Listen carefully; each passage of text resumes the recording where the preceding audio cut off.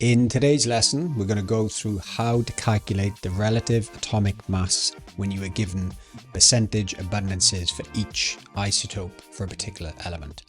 Let's go. Let's start with the definition of relative atomic mass, which is, R.A.M, relative atomic mass. If I just underline this bit, what's the difference between the weighted average and the mean average?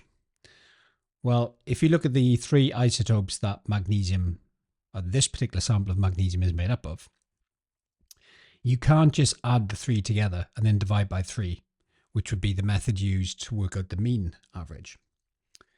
Because you can see from the percentages, there's more of the 24 isotope compared to, say, the 26 isotope. So it wouldn't be fair. Whereas the mean average assumes equal priority to the items you're adding together, which is why you can just add them all up and then divide by the number there is. So the sort of a analogous example would be if you were to have some colors, right? So let's just say we had 4 blue sticks and we had 1 red stick. And I said to you, what is the average of those colors added together? What would that final color be? Well, I think it's fair to say you can see that the color is going to be more geared towards blue than red because there's 4 blue sticks compared to 1 red stick. So the final color would be a lot more blue than it would be red.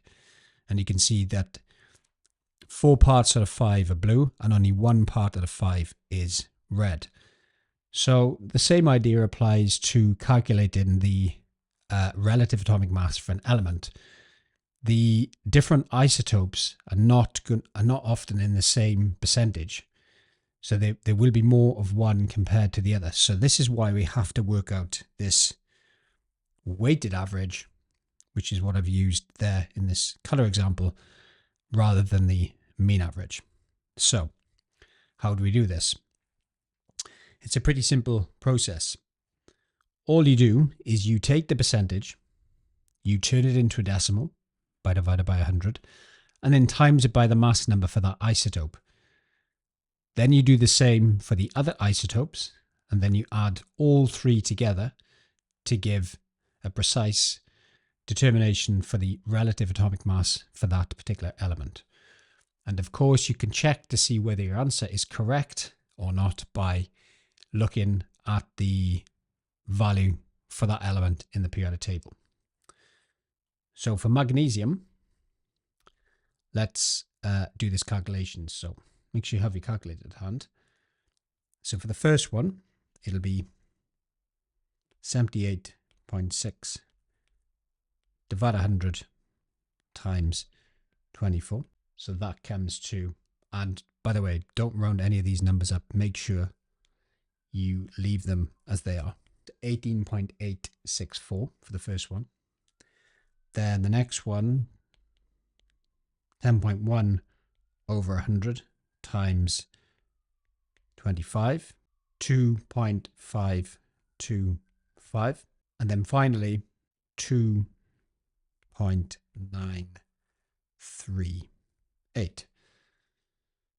So now that we have the equivalent weighted mass of each isotope in the sample, we simply add those together.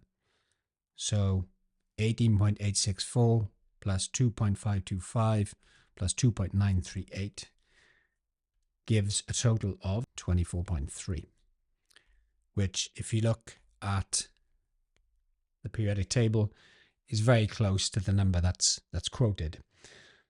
So why isn't it exactly the same? Why can it be different every single time? Not massively different, but it is different. The reason why is because different samples of magnesium will have slightly different proportions of each isotope.